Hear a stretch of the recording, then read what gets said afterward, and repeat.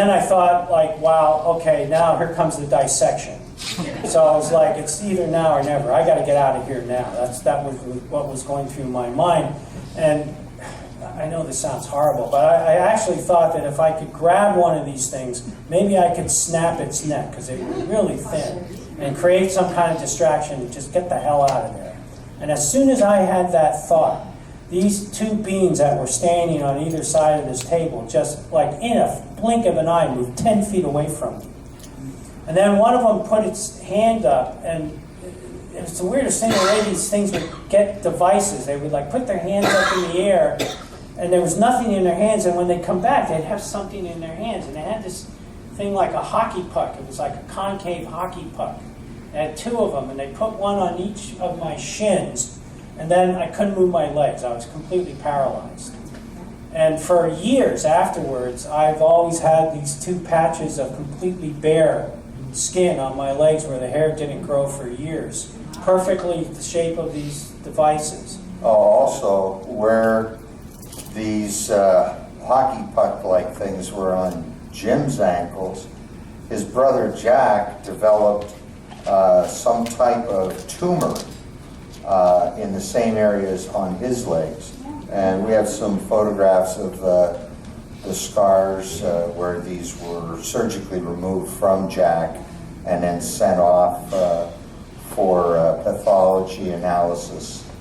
They ended up going to the Air Force Institute of Pathology, which handles a lot of unknown types of tissues.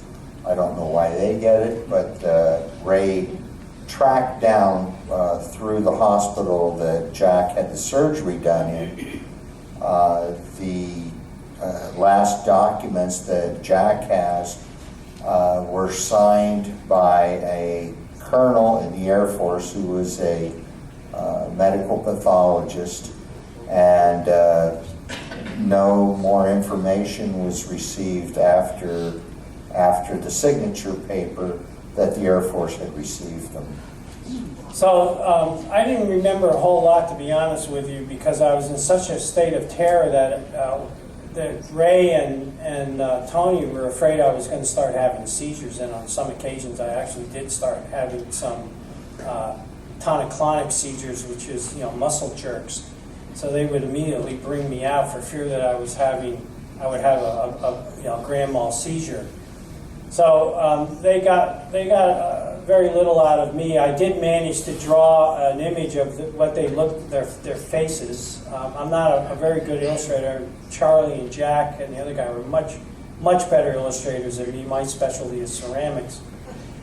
So that was pretty much all they got out of me. And then Charlie and Jack and the other guy went through. Charlie, you may want to start going through some of yours and Jack's speeches. When I had myself gone up for the hypnotic regression, I didn't have a lot of faith in it myself. I knew what had happened. I knew we had gone out on the lake. We were fishing. We saw this strange thing. It chased us back to shore. It flew away. Total story. But after being regressed, the first thing I remember is being in this extremely brilliantly illuminated room. My eyes, as Jim had just described, my eyes, I could not see very far. My eyes felt like they were extremely dilated, like anyone that's had an eye exam when the physicians put the dilation drops in your eyes. My eyes were affected by this light in a similar fashion. I could not see very far, nor could I see extremely clearly, but I could I was lifting my head up because I found myself flat on my back, and the first thing that I saw was that I didn't have my socks on. And then I was wondering where my shoes were, and then, the rapid thinker I am, I realized I didn't have any clothing on, and then where the hell am I was my last thought. I could then basically make out just beyond my feet my three companions sitting on this bench that seem to just protrude out of a wall area. And they're just sitting there like they're waiting for a bus. I couldn't speak or say anything, but I was like screaming in my own mind. I was screaming, "Help me, you bastards, get up and help me." But they didn't move, and as I was struggling along, this image shows a device that came down over our chest, and this is just as best as I can type of illustrate it, that this like panel came down over my chest and enveloped my upper torso in this same quality bluish light that this beam that had come from the bottom of the sphere had the same type of quality. Well, as I was lifting my head and struggling and fighting, all of a sudden this head just peered down that I was not aware was there. And this is what I saw. So I immediately tried to move as quickly away from it as I could, and my head hit the top of the table. And as Jim was just mentioning a few minutes ago about their hands, they had these bizarre hands, not like ours with 4 digits and one opposable thumb. They had an articulating joint, I'll call it for lack of a better term, in what would be the palm of the hand. So the 4 fingers could then spread, and they had 4 opposable digits.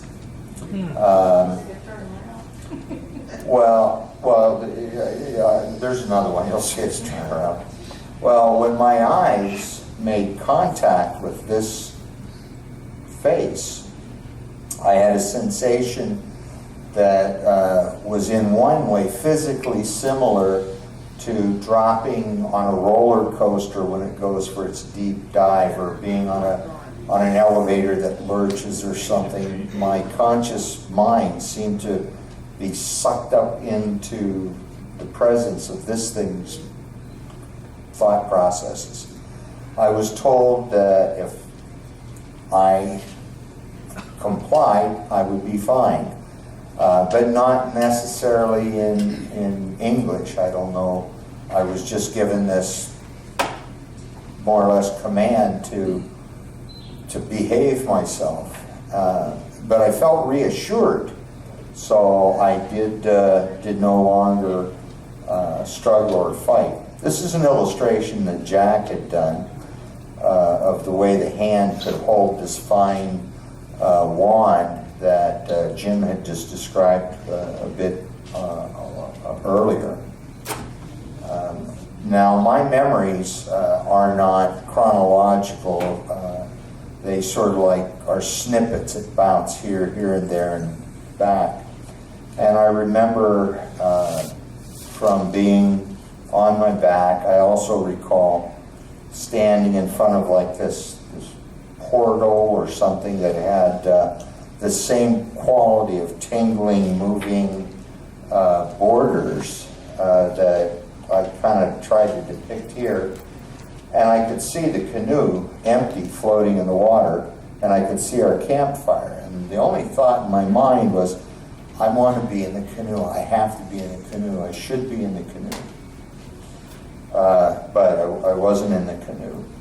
This is, now my artwork, that these images that you've seen, were done independently. We all, just like our hypnotic regression and the reports that we filled out for Ray, we all did them independently of one another. And Ray had asked for us to do some artwork. Now, you just saw a couple pieces of mine.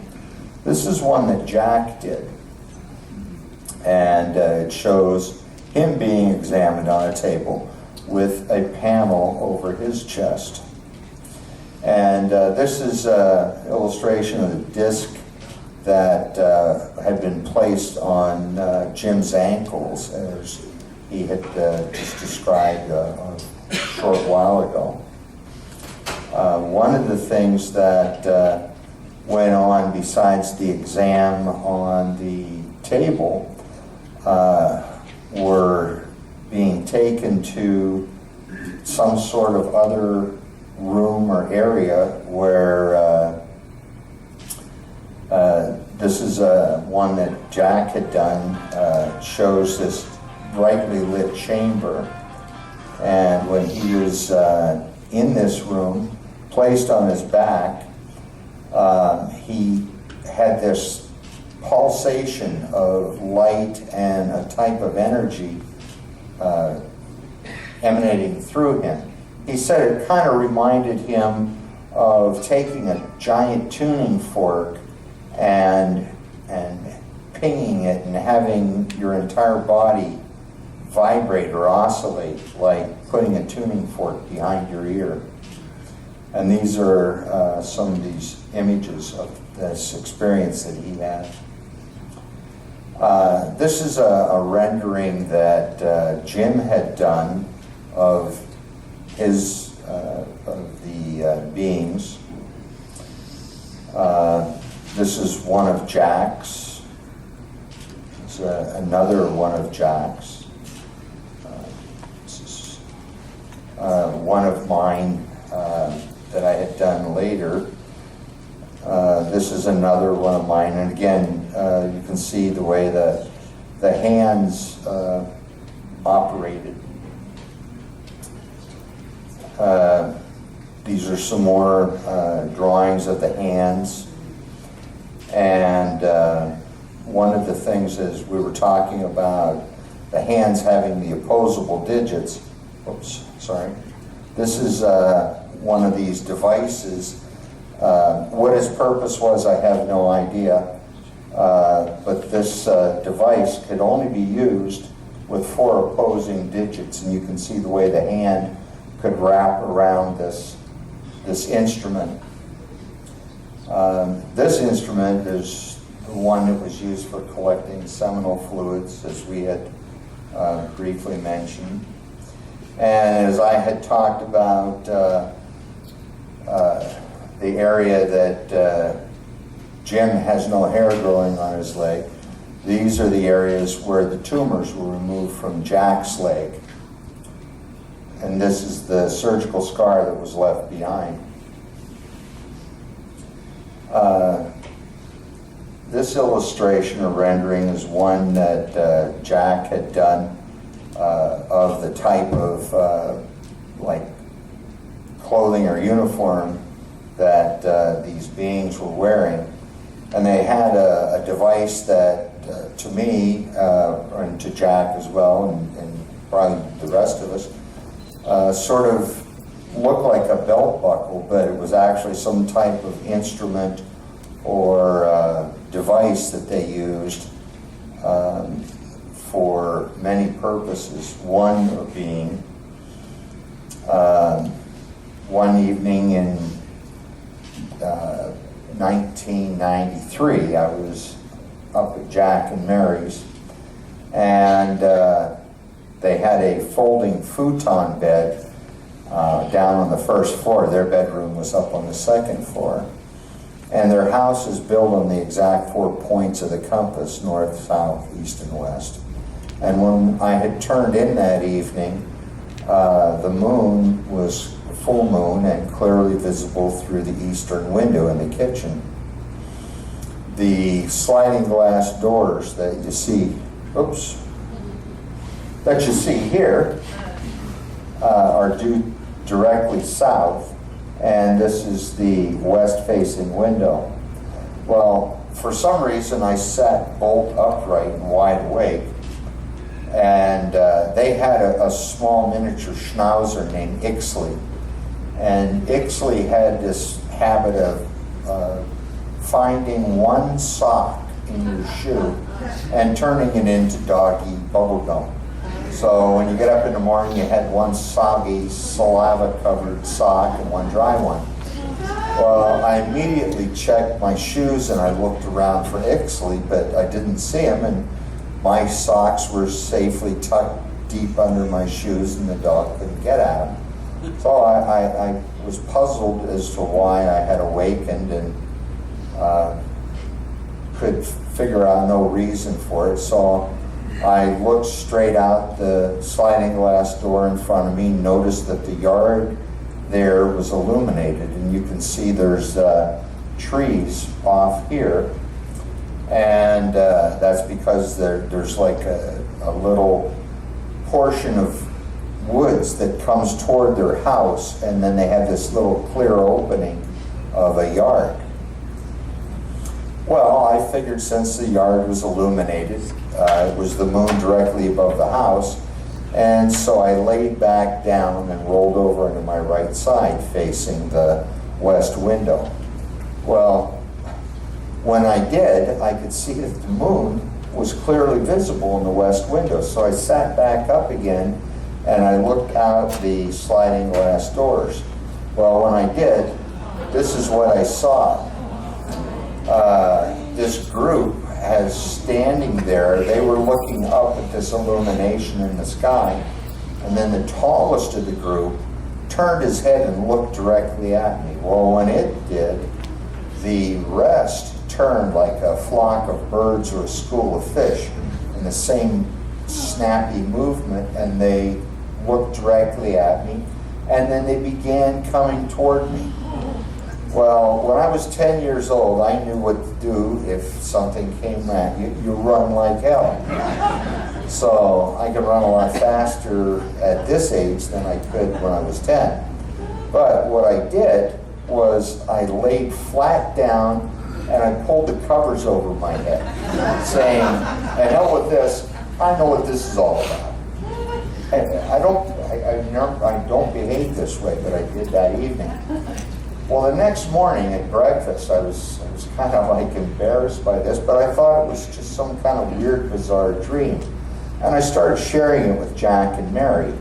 When Mary looks at Jack and says, "Oh my God, tell him, Jack," because he was looking at her and her at him like husbands and wives do, with that communication that a couple build up over a lifetime of being married.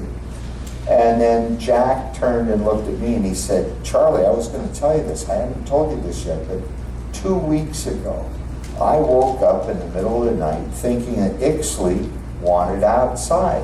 I came down the stairs, I looked at the sliding glass doors, and I saw these three beings walk up to the glass door. One put his hand on this belt buckle device, and then the three of them just walked right through the door, right through it, not opening it, but right through it."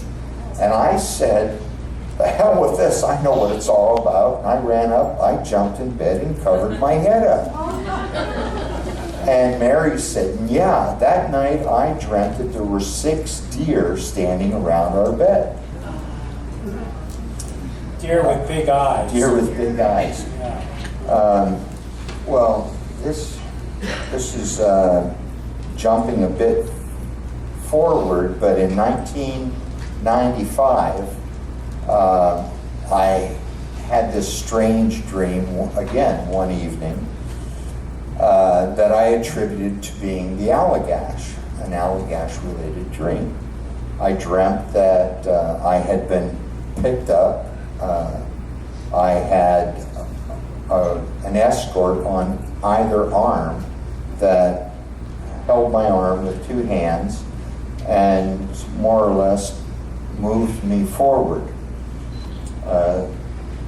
That next morning, I'm talking with Jim and telling him that I had this strange dream. And he said, "Geez, that's really strange, Charlie." And he had a similar dream the same night. And then he says this curious thing to me.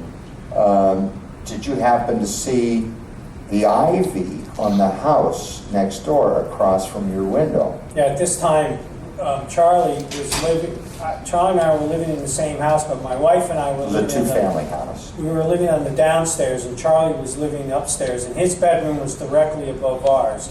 And that same night, I woke up at exactly 3:32 a.m., and looking out of one of our windows, I noticed this blue blinking light. The light would come on, and it would slowly get brighter and brighter and brighter for 3 or 4 seconds, and then it would go out again, and then it would come on again and get brighter and brighter and brighter, and then go out. And I thought it was a police car in our driveway because this is the house next door to us. They were only separated by the width of the driveway. Width of the driveway. So I thought there was a cop in the driveway, and when I tried to get out, I couldn't move in my bed. It was like somebody was pushing me down into the bed, and I just could not move. And I remember telling my wife, Carol, wake up, wake up. And she was dead to the world. And then that's the last thing I remembered, except when I woke up the next morning, I had this vague flash memory of walking towards the corner of the bedroom where there's no door, and there were somebody else was in the room, and that's all I remember. When I went outside, I was smoking at the time, and I went outside to have a cigarette. When I looked next door at the house, that is what I saw, or something very similar to that. This is a photograph. This is a photograph that I took about a month later, so it's not as... Oh, it was a few days. Yeah, okay. it was some time afterwards, but there was this perfectly round circle around these windows, and I don't know if you've ever tried to remove ivy from a house, but it's a stucco house. Stucco. And there was nothing there. It was just like somebody sucked a perfectly round disc of the ivy right off the house. And so I said to Charlie, did you see the house next door? And he said no. So I went and grabbed him, and we went out and saw this. And I actually went next door and asked the people who lived there what they did to the house. They had no idea what I was talking about. And so I took them out and showed them, and the weird thing was like, oh yeah, okay, I don't know what that is, and I turned around and walked back in the house, like nothing happened. Well, anyway, to make a long story short, Charlie, show them the composite that you made. Yeah, this is a marriage of this photograph and the previous one to give you an orientation of where this was on the house. Scale. So this is actually a composite that Charlie had made, just for the record. And this is an illustration, a line work, to show you where the hole in the ivy was, and then where Jim and Carol's room was, as opposed to where my room was. And I felt that I was being taken to this corner of my room. Jim felt that he was taken to that corner of his room. Yeah. So Charlie and I actually explored this with hypnotic regression with Bud, and he put us both under independent hypnotic regression, and it does appear as if we had another abduction event. This was in '95 in the middle of Boston. I don't want to get into too much details because we've got to move along. We've got a lot more to cover yet and not much time left. But eventually that's what came out of this. It appeared as if we had another abduction event.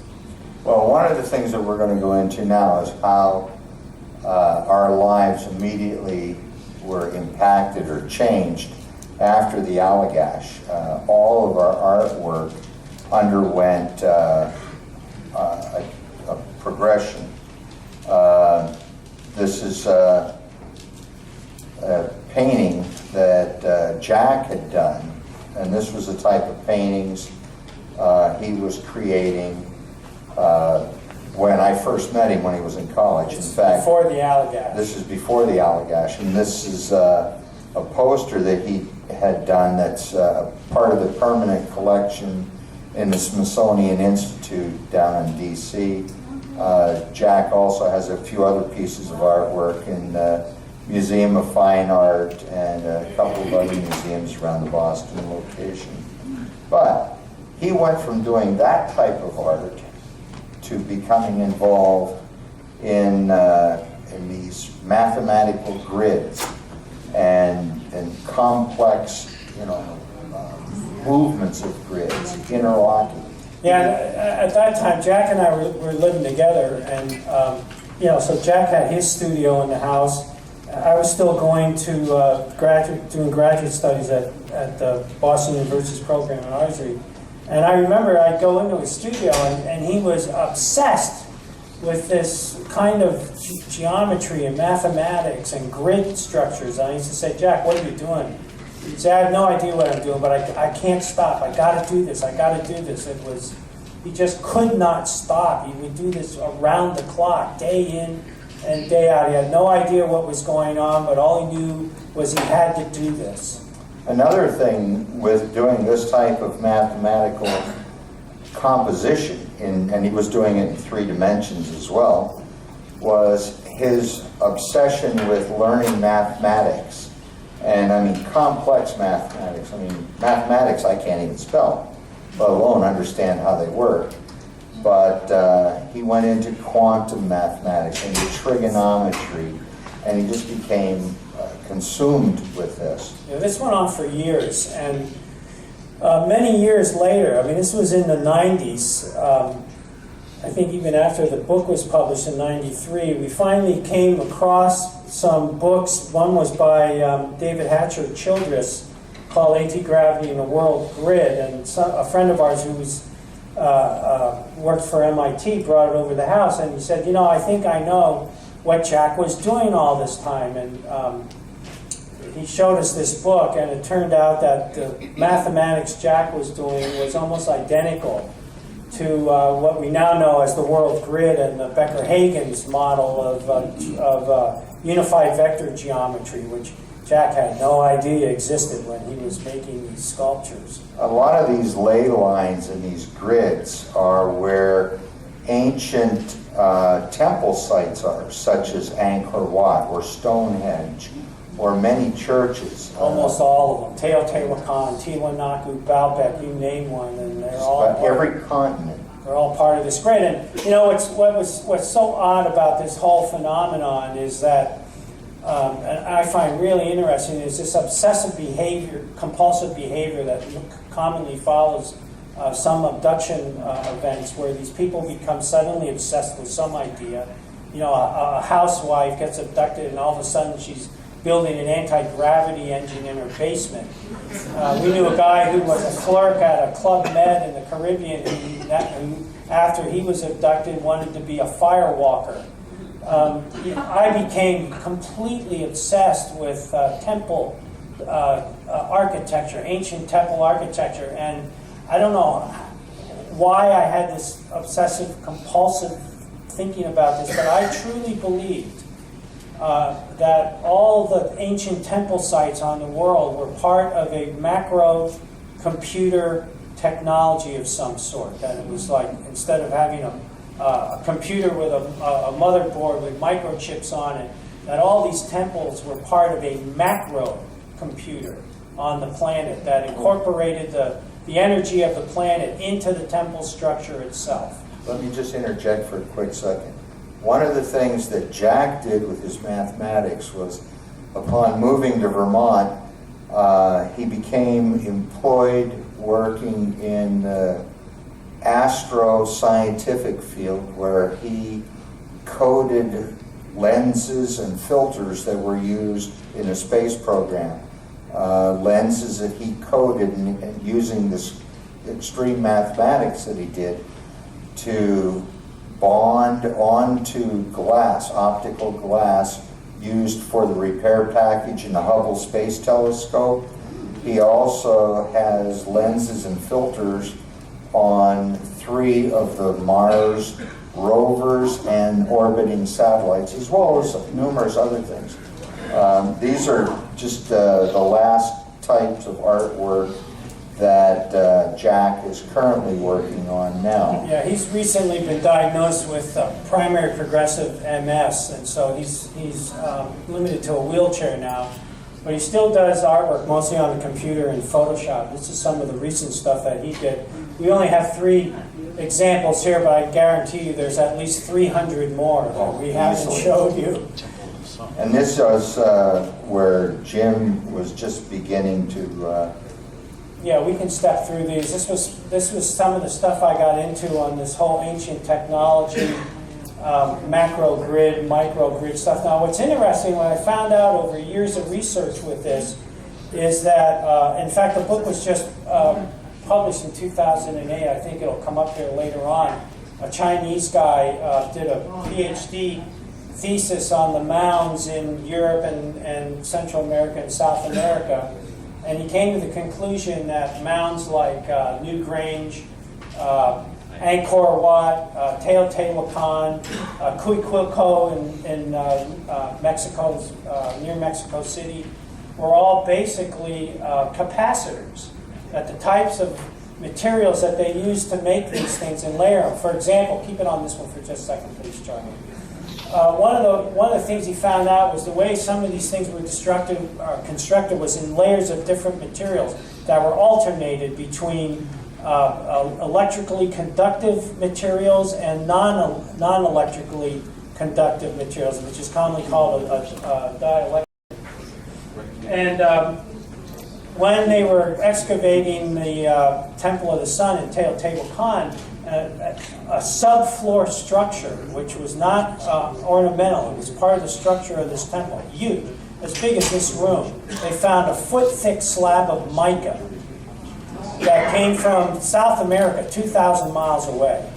And in fact, not in just that period, but one of the other periods that Charlie showed was the Temple of the Moon with a courtyard with these other smaller temples. Same construction in those temples. Same kind of construction in Cuicuilco in Mexico, which happens to be arguably one of the oldest pyramidal structures in the world. There's a volcano nearby that erupted, and part of the lava flow went over this structure, and they dated the lava flow between 8 and 10,000 BC. So this guy came up with this conclusion that these structures were actually incorporating Earth energies, Earth frequencies, telluric energies from the Earth, and they were being used somehow as some type of network of capacitors. There's Newgrange, same thing. And it's all, these are worldwide, this kind of technology. You could pick a country, you'll find a temple that uses the same architecture. This is the book by One Chuck Bong. I think it was published in 2008.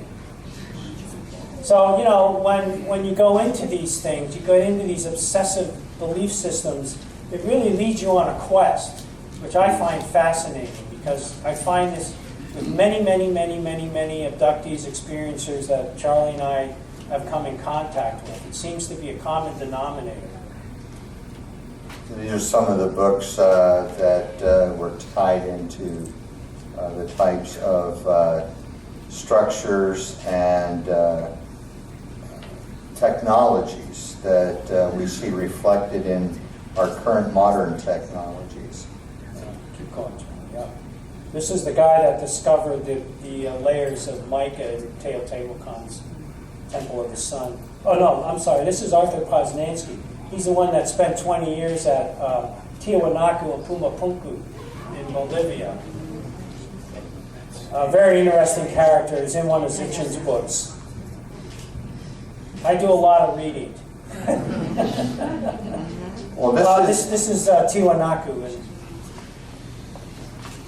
This is typical work that Jim had done prior to the Allagash. I wish I had more slides. It's the only one that still exists. But this was, my background in ceramics goes way back to childhood, and I come from a Pennsylvania German tradition of pottery making, which was pretty simple, almost minimalist, total utilitarian.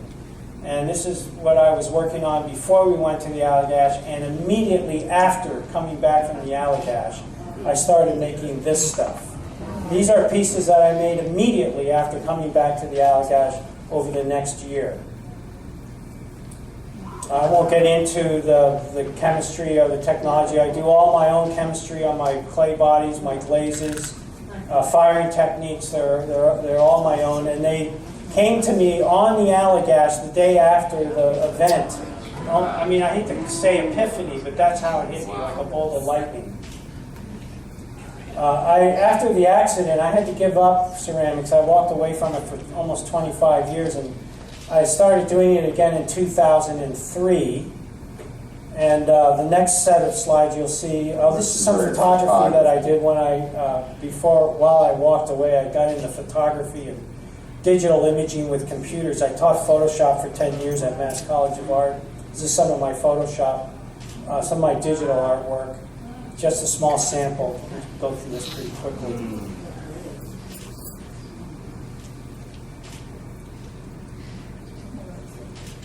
I do a lot of experimentation, a lot of compositing with images. This is the image I went around the world with from the Storm Show. This is called Neurolithic Diagnostic.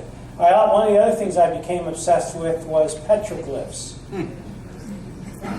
And this is part of a triptych called Bresson's Dream, which is about Cartier-Bresson, the famous French photographer. It's all done in Photoshop. Our little ubiquitous UFO up there.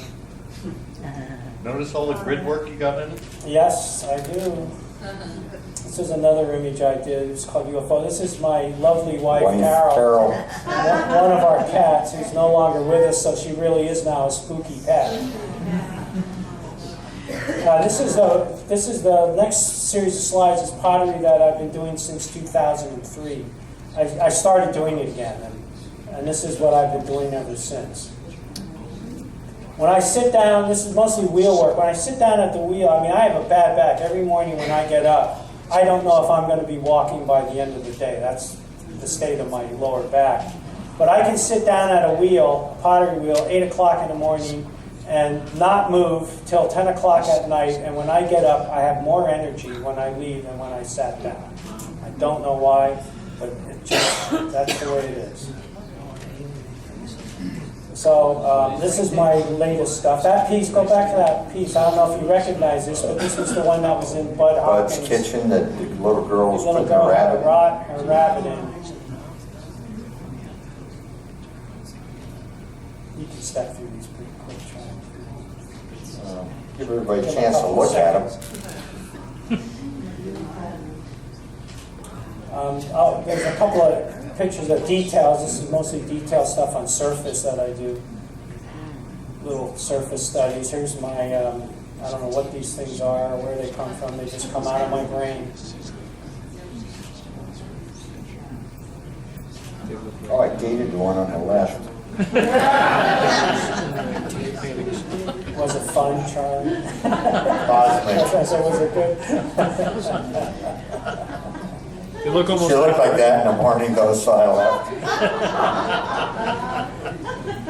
You remind me of the Navajo petroglyphs. So my artwork, basically I've been a very traditional artist, landscapes, and those are pretty much the things I'm returning to. But upon returning from the Allagash, I was obsessed with medicine and medical technology and went on to become a medical illustrator. At first, my first and early works were pen and ink, and then I moved on to more complex work, doing color and so on and so forth. I only put 2 samples in there because most of the things I did were really graphic. So this is these are some of the watercolors I've done. Traditional type things, the Constitution. This is a Belgian draft horse. This is some of my more current work. I'm working on some portraiture and working with live models, trying to hone my skills a little bit. This is a pastel and a watercolor and another watercolor. And I just started doing oils just 3 months ago. I began doing oils again for like the first time in 30 years. And these are a couple of portraits and a couple of landscapes that I've just been out working on. This is a photograph I had taken in Nevada of some petroglyphs when Jim and I were out there in, this is Jim, in 2008. One of the things, the petroglyphs that are way up here, and it's like almost a sheer straight face to get up there. So one of the things that I still do and still love to do is fish. And since Jim and Jack refused to go fishing with me over the past few years, It's too good. they're afraid of flashlights. This is my fishing buddy, Dan. And this is me just a couple of months ago. And these are just some samples of some of the photography work I do, as well as doing some paintings. These were taken down in Newport. I also do a little sculpting. And this is some miniatures that I've done. I recently began doing ships in bottles and doing some figure sculpture work. And I had a dream a couple of nights ago about hybrid children, but I'm not sure if it was what it was, but you know, well, we'll just skip beyond that. We'd like to again thank you, thank Ray Fowler. Charlie, can we hold it there for just 1 minute? You know, I'm sorry if we turned this into an art class, but the reason we did this is because we still have problems dealing with all this abduction stuff, and this is the way we deal with it. This is how we Art, little humor. how we cope with our lives from day to day, and you have to do something to keep the terror out and the night sweats. I still have horrible nightmares, not every night, but on occasion. I still have terribly frightening nightmares where some of these memories come back. And so the reason we wanted to show you the artwork was in past presentations that we've given, we've mostly given them to audiences where we felt, you know, you have to convince somebody that the UFOs really exist and the alien abduction thing is actually happening. Are actually happening. Whereas with you folks, I don't feel that we're at that place. I think we've gone beyond that, and I don't think we need to convince you that aliens are visiting Earth and that people are being abducted and having, you know, a range of experiences from good to terrible. And so the issue for us now becomes how to turn these sometimes terrible, difficult experiences to live with, you know, because people have families, and it's not just affecting us as adults, but children too, and that's a really difficult thing to deal with. So I think it's important that that for you people out there that are having these kinds of problems and trying to deal with this on a daily basis, there are ways to make it less painful And turn it into something positive. Yeah, turn it into something positive and not as frightening. And so it works for us, and maybe it could also work for you. Someone asked me the other day how we dealt with this type of experience, if we were terrified all the time.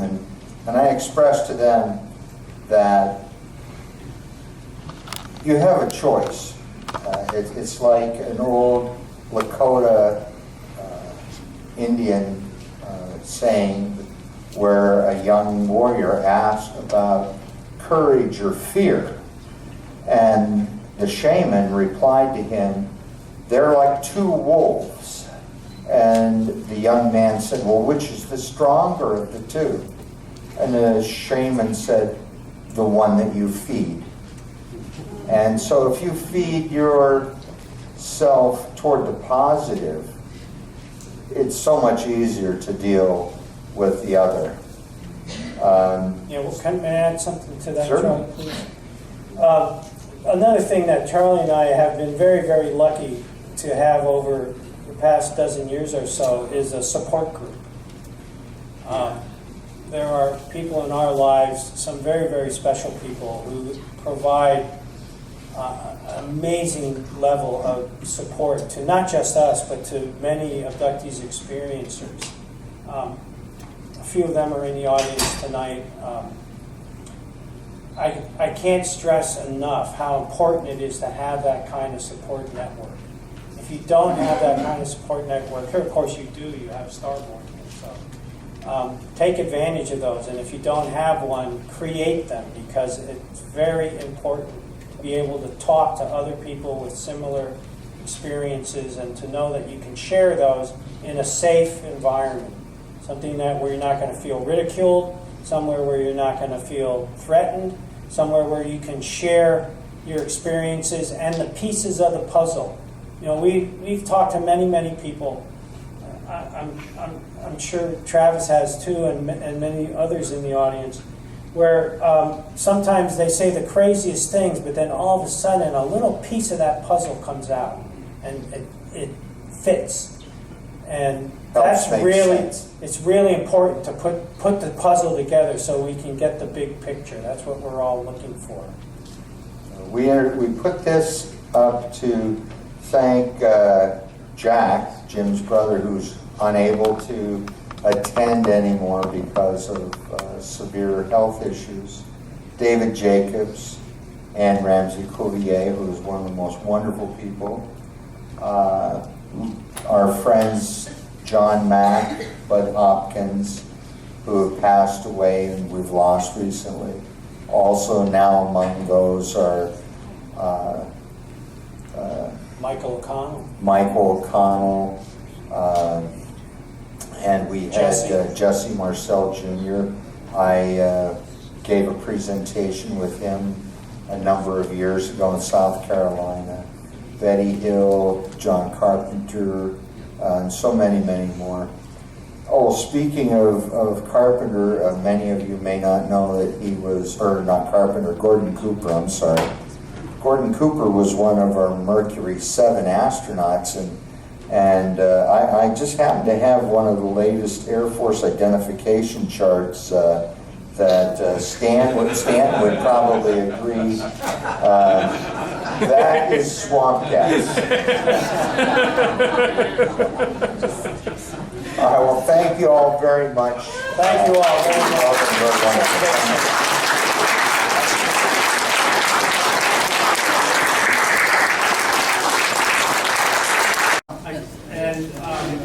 I hear the hum. The hum is there. I don't know if any of you get the hum, but I get it all the time. And then I also have a feeling that there's a very malevolent presence in my house or in my room, even though I never see anything.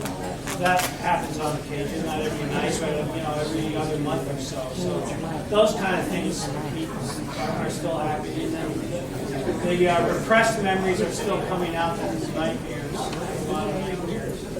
Yeah, please step up. I'm just if you now have being any treated questions. for severe sleep deprivation at the local hospital, so it's ongoing. But no abductions in the past couple of years that I remember anywhere that I want to explore.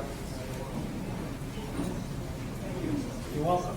You just had a book reference. I wanted to check. One of the books was up there written by a man by the name of Chuck Bong. Yeah, one Chuck Bong. Bong, The God's Machine. The God's Machine. Yes, Okay. very good book.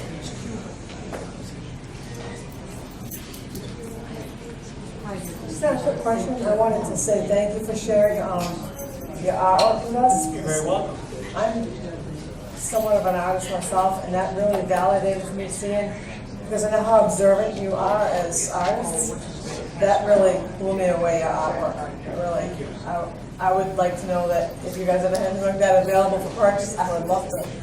The paintings, the pottery, I just was totally. Jack has a website. It's called UFO Twins. Jack has a website that we just created for him to sell some of his artwork from. I think it's UFO-Allagash-Twins.com, so you can go there, and he's made a bunch of what do they call them? Screensavers. Not screensavers, but wallpapers that you can purchase very cheaply, and it will help Jack out immensely with his medical expenses. Thank you very much. You're very welcome. Questions?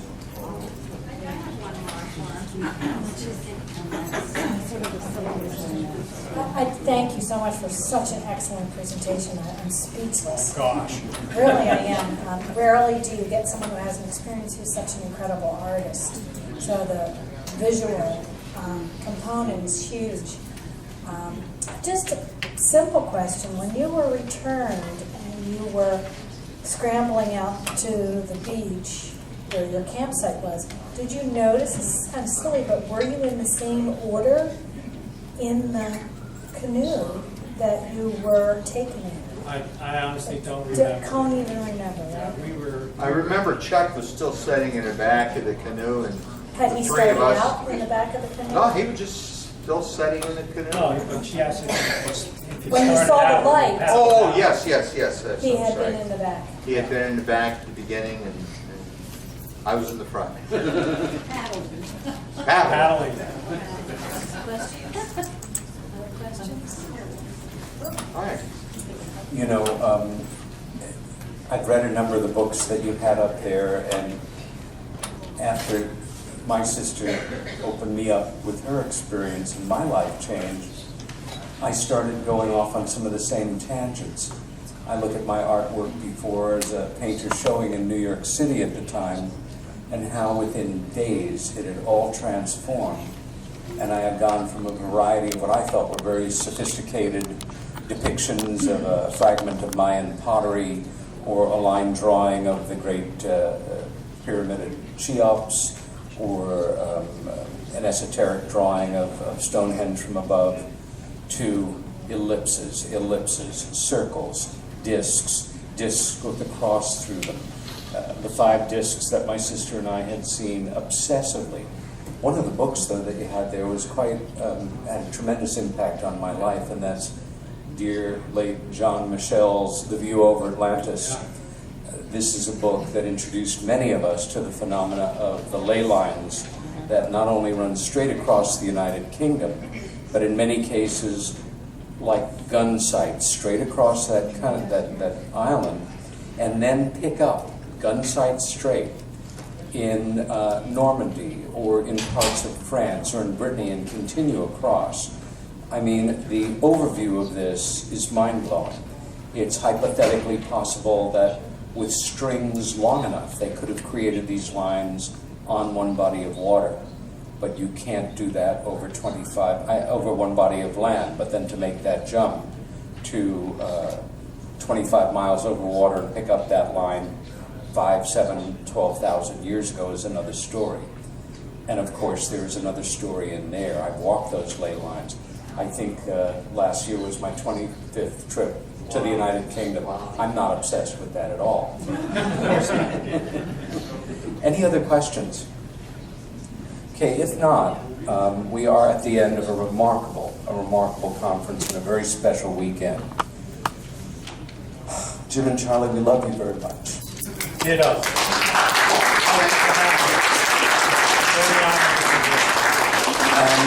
You know, people talk about transcendence. Whatever the heck is going on with these other intelligences, be they analytical and looking at us as things in the laboratory, or very beneficent and helpful and wanting to assist us in our evolution or helping this planet aside, for me, the transcendence that you can measure, the stuff that affects and changes your life, if you're not an experiencer, is seeing regular people struggle through impossible situations like this that would break a lesser person and come out the other end with hopes and dreams, looking to start a business or fall in love or raise healthy kids or go to a party and have a good time or be part of something bigger than yourself.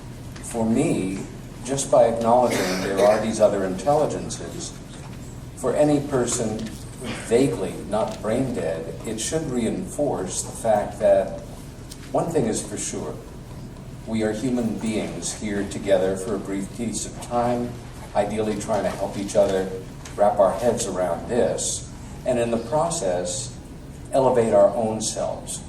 We are all in this together, whether it's the extraordinary people who have presented here this weekend with their experiences, my dear esteemed colleagues, Kathleen and Stan, all the other people that labor in the trenches to try to help other people to understand it, you in the audience, whether you've been fascinated or devoted to this subject for decades, or wandered in because it seemed like an interesting thing to do this weekend. That's where the real transcendence lies, no matter what else is happening. We have already begun planning for next year, and we hope to see you all here. If you took pictures, if you have a blog, if you have a Facebook page, talk about what you saw here, what you experienced. Show your photos. Tell your friends about this. This is very important work, and this little conference is the nucleus of an annual event here. And I bet, as somebody that's been in this field for many years, that over the next few years, we'll see a few similarly themed conferences starting up here and there around the country. Some maybe with the aid of people who work here, others with other groups that realize the abduction phenomena, the experiencer phenomena, are important enough to begin to really have the focus of what we would call classical ufology. And every one of us has an opportunity to grow with it and change for the better. Thank you all for being part of this. I hope you had a great weekend and that you'll be thinking about it for a long time. And if you're taking off now, drive safely. If you're staying here with us, you might want to have the fun of helping us stack chairs. Anyway, thank you all so much.